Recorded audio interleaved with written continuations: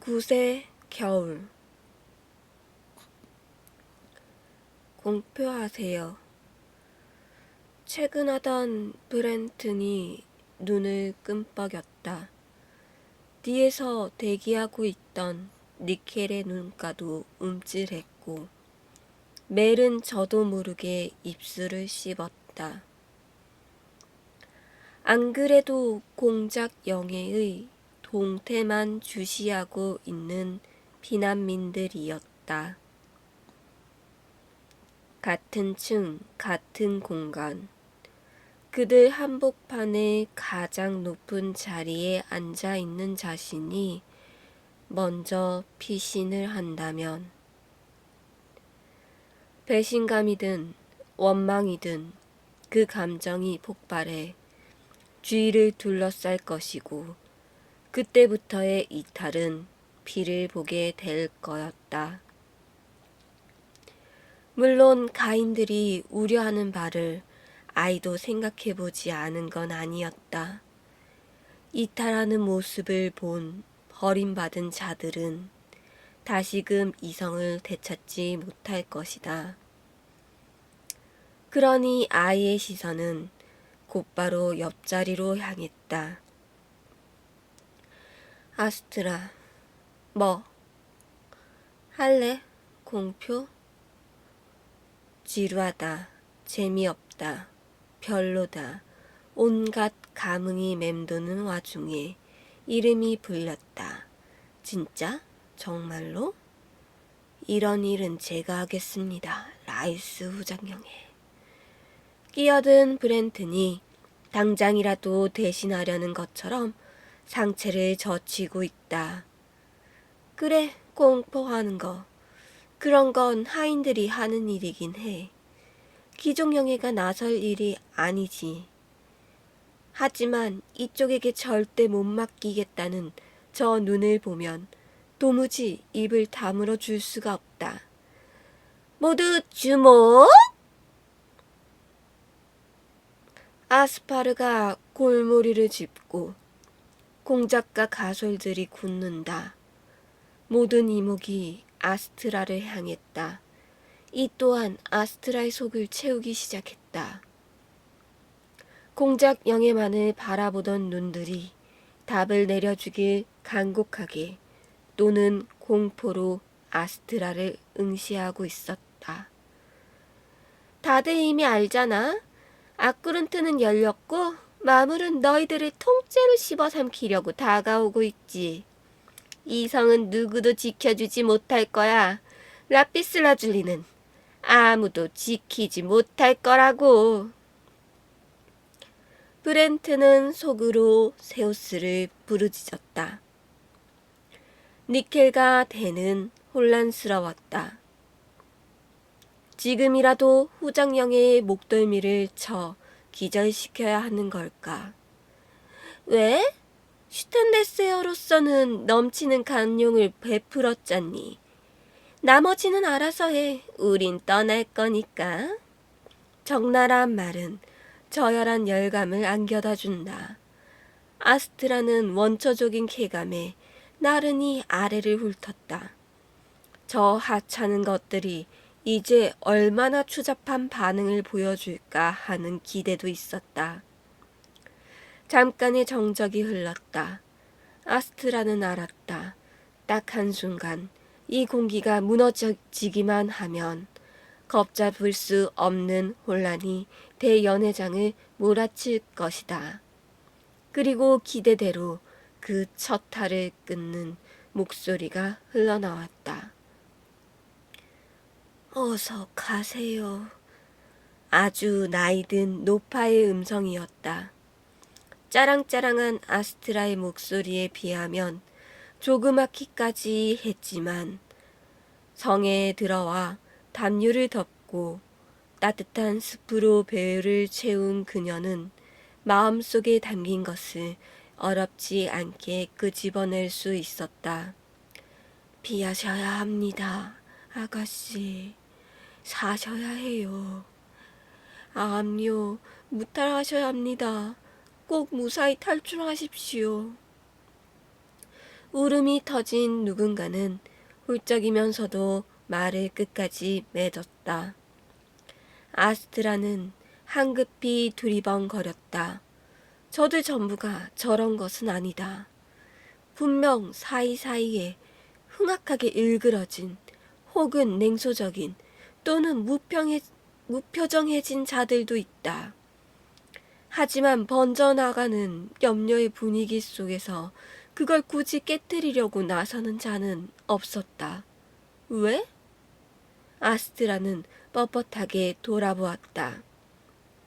9개월 차인 사촌 자매는 예의 무감한 표정으로 옥자와 같은 의자에 앉아 내려다보고 있다. 저건 거만함이 아니다. 고된 독방 생활로 점차 표정이 사라진 아스나다.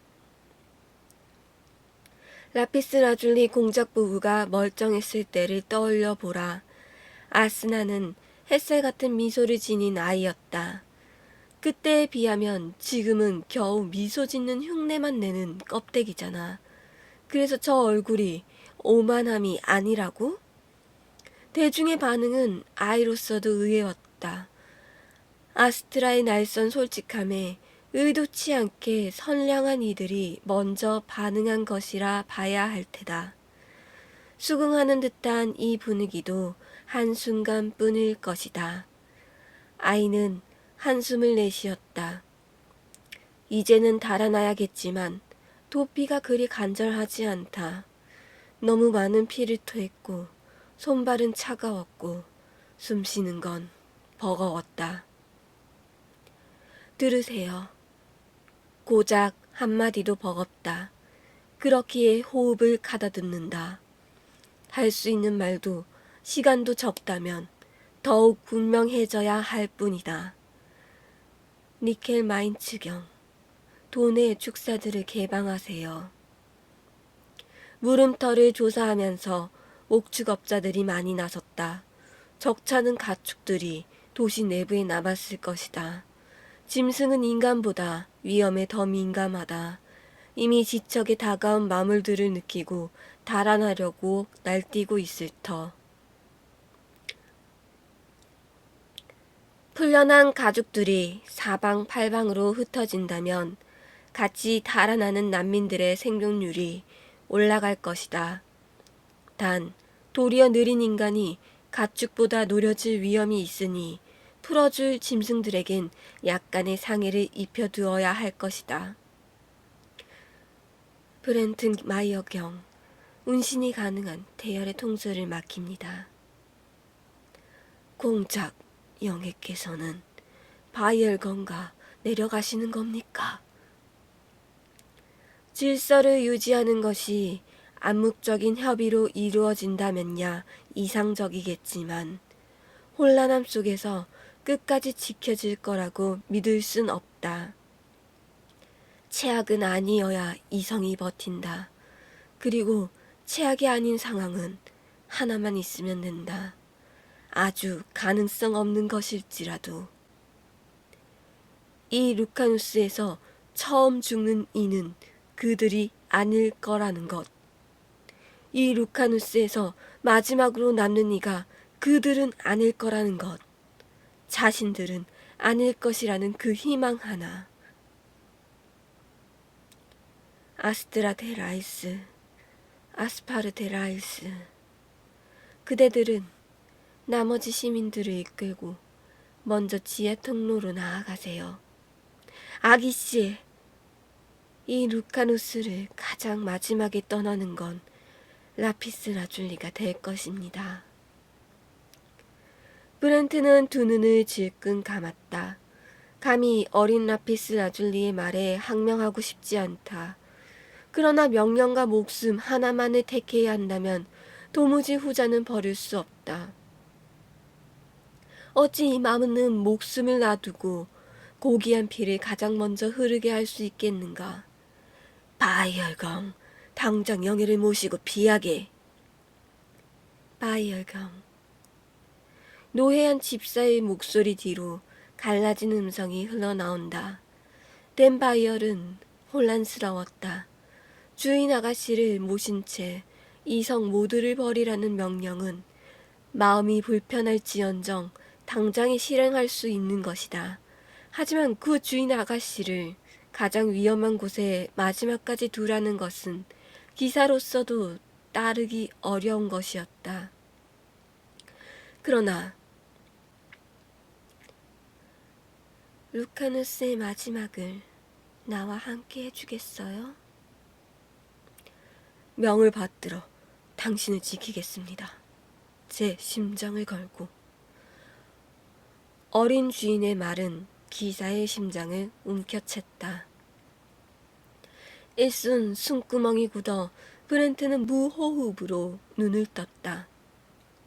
차분히, 아니 느리게 말하고 있는 것만 해도 아가씨의 상태는 매우 좋지 못했다.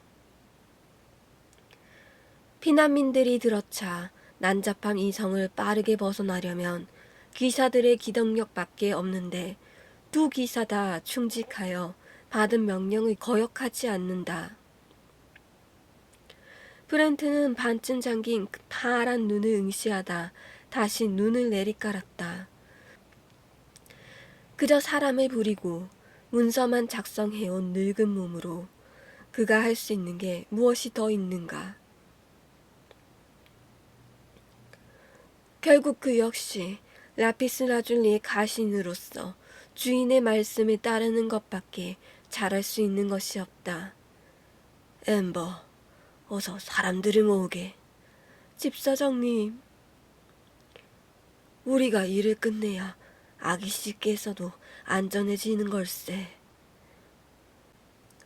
공작성을 마지막으로 떠나는 게 공작 영예라면 떠날 채비를 하는 것이 그들이 본래 하던 일이다. 브렌트는 곧 서둘러야겠다는 생각밖에 들지 않았다. 조금이라도 한 걸음이라도 일찍 저분을 밖에 보내어 살려야 할 뿐이다.